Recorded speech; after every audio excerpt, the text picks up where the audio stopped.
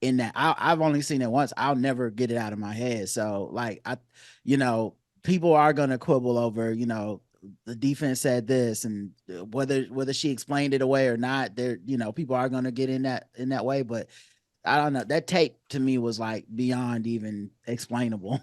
We're ready. We're prepared. Do not give in to fear.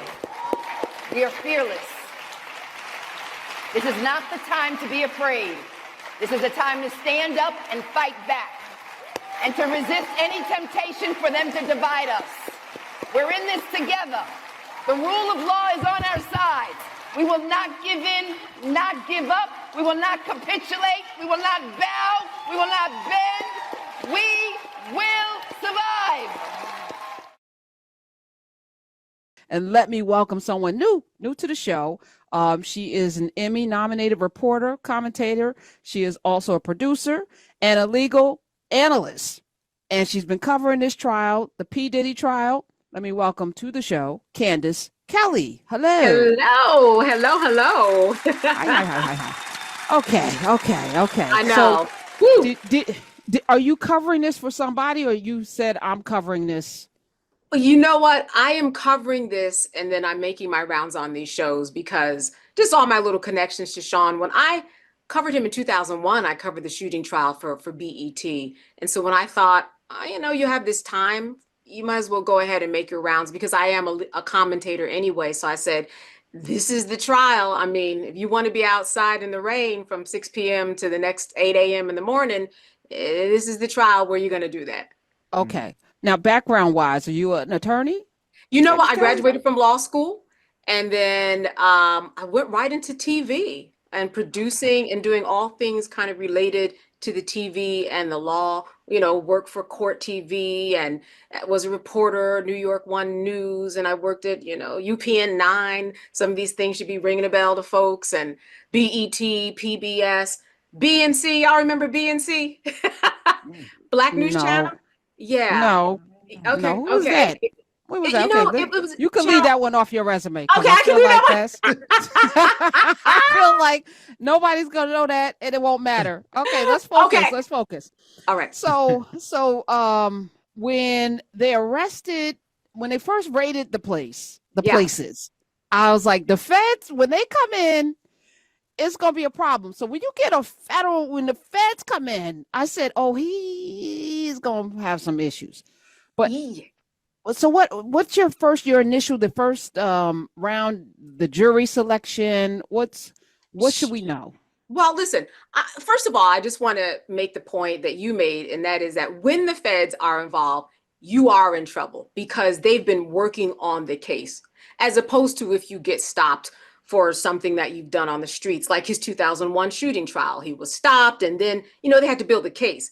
No, the feds have been building this for a long time. They've building this since Cassie, at least. So they have the evidence in place, and that is what is the difference between a federal and a state court, in addition to the penalties that you get. But my first thoughts have been, they've been going back and forth, and that's what happens when you have this type of a case where a lot is going to be left to interpretation. The key thing here is, was Cassie forced? Now, up until yesterday, I think a lot of people would have said, wow, you know what? I think that defense is going to have a pretty hard time. But, you know, when the defense got her on cross-examination after she told about the freak-offs, you know, the sores in her mouth from giving oral sex so much, the UTI infections that wouldn't go away even with medicine, blacking out in the shower, being beat up while she was having sex, right? All of that, you felt like, wow, you know what? No woman would choose to do that. So maybe she was forced. But then on cross, and the cross began yesterday and actually just finished a couple of minutes ago.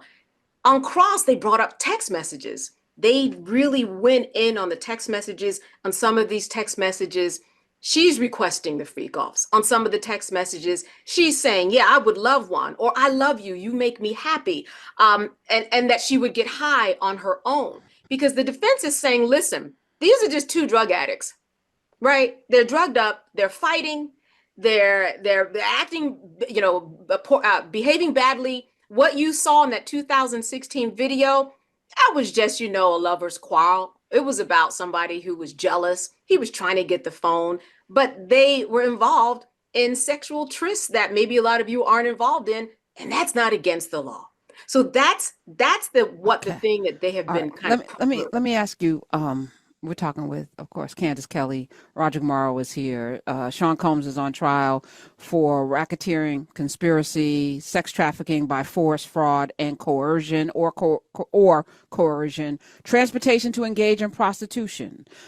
Um, there's also, of course, allegations of rape. There That's will right. be a lot of people. Is this really hinging on Cassie and her? Is she like the prime witness, or will there be a conga line of people coming forward saying similar things? Though there's going to be a conga line. Listen, at this point, he's got over 60 civil lawsuits, and you best believe that the feds have talked to all of those people to see Wow. whether or not they would make good witnesses. So what we've heard from Cassie, which there probably would have been a buildup had she not been pregnant, but we heard from her first because she really might give birth this weekend, literally. Mm. That Um, shocked me when she showed up. I said, "What?" So let me yes, just fully disclose, y'all. I have not been following this case because we're in a constitutional crisis and we might not have a country. So I was like, in the annals of what's important, this probably is not. It's more fodder, which is why I'm saving it for Friday, than it is something that will lead us to freedom or not. But where we can, to me, make some changes in our lives around this case is how we treat one another. And mm, whether Cassie was requesting this or not, her age, the age difference, being in relationship, it's like the people who defend R. Kelly. Well, those girls, their parents, blah blah blah. The responsibility should be on a man to not put a woman in this situation, and especially a woman that you supposedly love, but whether or not she could, was she participated willfully? Can you willfully participate when you're not coherent, when you're not sober? that's right.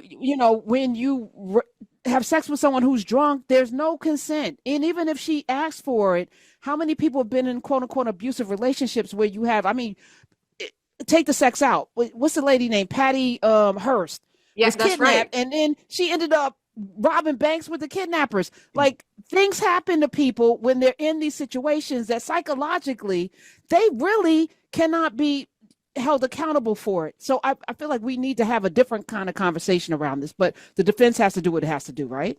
Right, it does, but you bring up a really good point, and that's why we are going to hear from an expert, I am sure, that's going to kind of contextualize all of this to show just what you said, that when you're in this relationship, abusers or people who try to groom people, they do this in order to make the weird things that you're doing seem normal, right? Even I have a groomer who grooms, a 10-year-old to have sex with him, and they make it seem normal. So the expert who's going to really explain this and contextualize, that's who I would be most afraid of if I were the defense. Yes, she was a great witness, and we're going to hear from other people. But for us to really understand why she stayed 10, 11 years, Karen, that's going to be the key. That's going to be the key right there.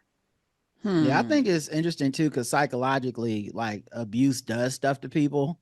So I think most people think of it like it's a movie, like when you watch Lifetime or something. It's like, well, there's cycles to it. It's ups and downs. There's people, there's getting back together and all that stuff. I think the biggest hurdle for Diddy in public opinion is going to be that tape. I just don't know how Mm. people could look at that tape and walk away explaining it to themselves, just because it was so glaring and the power difference was so glaring in that. I've only seen it once. I'll never get it out of my head. So, like, you know, people are gonna quibble over, the defense said this, and whether she explained it away or not. There, people are gonna get in that way. But I don't know. That tape to me was like beyond even explainable.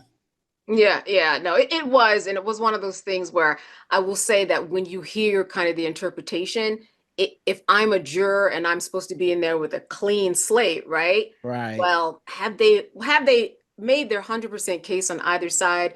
I don't think so today on this Friday, though I would be leaning more towards this was a Mm. woman who did not want to be in that situation.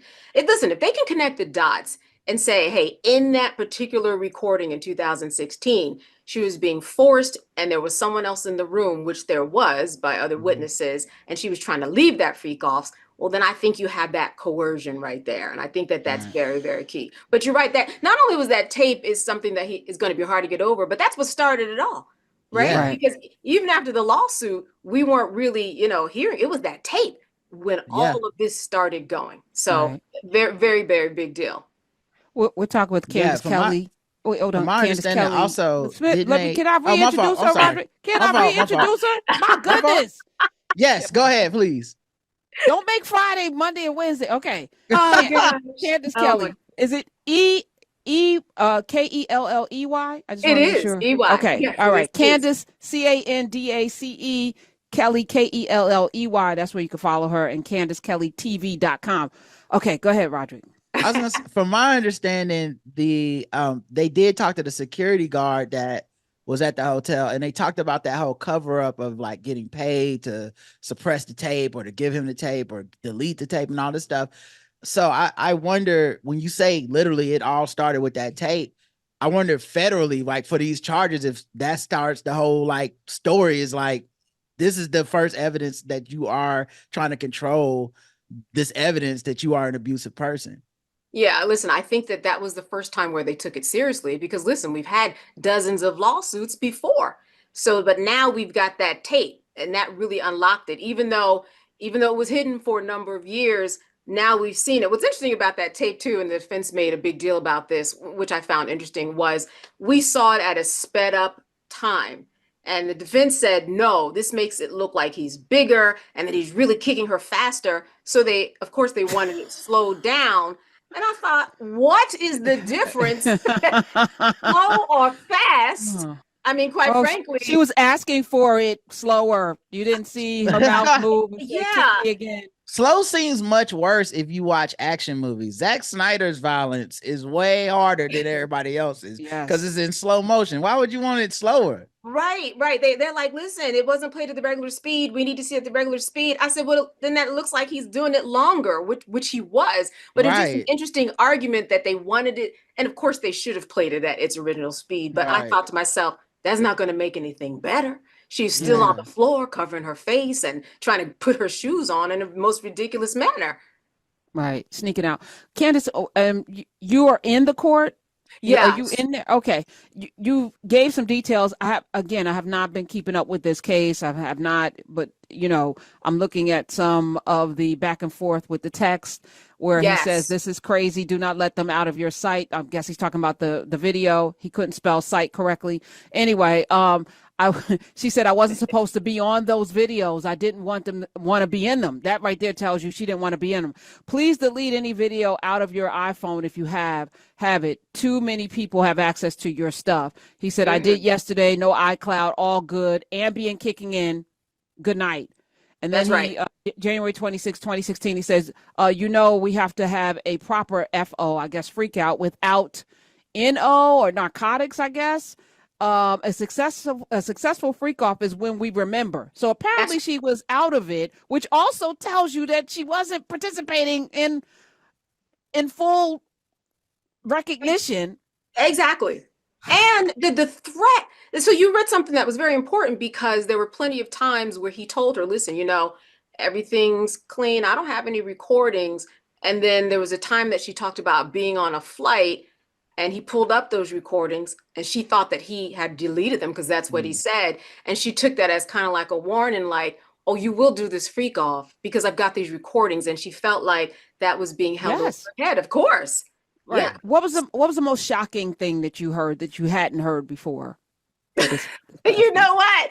All right. So warning to your listeners, and the most shocking thing that I heard was, I will say, was the rape. And then just So detail. she described it in detail? Yeah, yeah. Well, more or less. She did not. She said that she was trying to break up with him, and that as a part of breaking up, they had a nice dinner. We all are going our separate ways. When they got back to her house, he came in as normal, and then when he came in, he raped her. So that was, I mean, that was dropped at the end of the day Mm. yesterday, I believe. So it was just one of those things that, oh, I hadn't heard that, and now you're just dropping it at the end of the day. And I think, this has nothing to do with anything legally, but just some of the details of, ejaculating on someone and then her taking that ejaculation and he wanted it rubbed on his nipples, or urinating in her mouth. This would be one of the escorts that they brought, was ordered to urinate in her mouth, because part of her thing that she's been talking about is that Sean directed these like a music video. I want you to do this. I want you to do that. I want you to ejaculate here, do it there. And he said, pee in her mouth, and that she almost choked. And I think that out of a lot of things just really stuck out. I just thought, who would want that? These are the things that they're going to be talking about in deliberation, but those were some of the most shocking things. Roger, have you been following this case? Not Details? really. Like Are just you guys, barely. you and Karen Just going to be headlines. doing anything on this? No, I mean the only thing I have to say is this case, and amongst many others, makes me feel like I could be a lawyer without going to law school. As if my client definitely did it, I feel like I could be at least the lawyer that do the TV interviews, because I feel like a lot of times it's not necessarily a legal explanation. Like one of the lawyers said on the podcast that the prosecutors were a 6-pack of white women. I can make stuff like that up off the top of my head. I don't need 12 years of anything to say that. What is a 6-pack of white? What does that even mean? I don't know, but it's good, right? It definitely conjured an image in my head like, damn, a 6-pack of white women trying to take Diddy down. That is messed up, so Karen, there was an attorney who was talking on a podcast. This is a man who's actually the father of Tinny Garagos, and she is a defense attorney for Sean. And her father, who was also a big time attorney, he did get on a podcast, and he referred to the prosecutorial team in that way. Which, by the way, one of the attorneys is Maureen Comey, Jim Comey, the former FBI head. We're gonna talk about him today. Her son. Yeah. Wait. His daughter. Yeah. So she's Jim on Comey's daughter is on the prosecutorial team. This is wild. Mm-hmm. She is. One of the other things that was shocking, and you've probably been hearing this a lot, is just his appearance. He should not testify, and he will not testify. Let's just say that. But when you are in the court, you're still testifying even if you don't take the stand. You know what I mean? Right. Full gray, and not like the gray that we saw him in COVID. And it's like, no, everybody was gray. Just full beard. He got a little limp on his leg, and he's slapping his leg like your old uncle at a barbecue. And he's got these glasses. He's reading the Bible, about 20 pounds smaller. So that in itself, he was not looking like a swinger. I will tell you that. That just in and of itself was just a lot to take in, because this is a brand new Sean Combs that even he hasn't seen. So we all had to get used to that. Especially maybe he's gonna come up with another new name. You know what? He probably will. He probably should. Slim Diddy. Yeah, right. Something. So he was doing heart signs to her, which I thought was antagonistic. While doing a heart sign to her while she's on the stand, I felt like, oh, this guy. Well, is I don't know if it was at the exact same time. I think I saw on Twitter they were saying that those are two different drawings that people put side by side to make it seem like he was. Okay. So I ain't following it in detail. He has a lot of non-communicative. He does this a lot. He will look you in. He will look all the press in your eye. He will do all the heart signs. He will do a lot of nods, looking back. that guy that wears a Free Puffy shirt. I'm sure you've been seeing a lot. And he, they have good communications going on. But, this really, people are out there right now for tomorrow to get in. This is just one of those cases where people, they say it's an indictment on hip hop. They say it's an indictment on Sean. They say it's an indictment on black men. They say, I think it's going to come out and be really just an indictment on the woman that he was with, and these women, all these victims.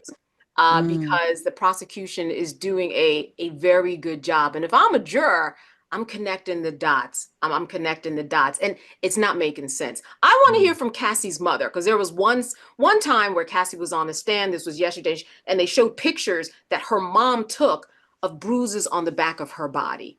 And Cassie's been taking pictures along the way. In fact, she started writing a book, and she decided, hey, I want him to know what I'm doing, showed him the chapters of this book, and said that for all the things that you put me through, you owe me $30 million. That's how it Wow. went. That's how Mm. she explained it. Then after Interesting. that, she filed the lawsuit, and she got $20 million. That was the first time that we heard the exact number of the settlement of that lawsuit. Interesting. Yeah. We have less than a minute. All of his children have been there. I saw the young girls, the three girls that would be triplets, but they're not. The twins and the other girl, and they're all like the same age. Left for all of the gory Oh, details, but the yes. sons are there. Is his mama there as well? His mom is there. His mom is there Okay. all the time. Absolutely. Who we had? Well, what was her name? Who's the one who's always talking about Sean with Oh, her? Jasmine Jaguar Wright. She was outside. She was doing her thing. Yeah. She was, Yeah. talking to people. So you had a lot of folks there. Yeah. Okay. Mika Well, Hilton. Candace, we're gonna check back in. As I mentioned, we got very limited time. We got to go to a break. But Candace Kelly, check her out. KELLEY. All right. CandaceKellyTV.com. Nice to meet you as well. Thank you for Good to coming meet through. you too. Good to see y'all. We're ready. We're prepared.